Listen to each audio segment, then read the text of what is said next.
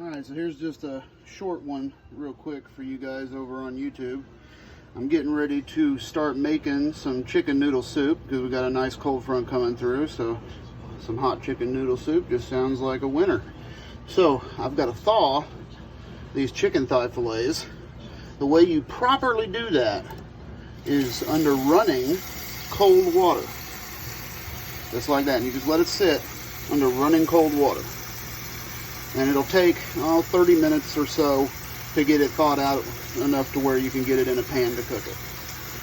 You don't leave it sitting in water. You don't leave it sitting on the counter. The other way to properly thaw this, to get it out 24 hours or so ahead of time, and just set it in the bottom of the fridge.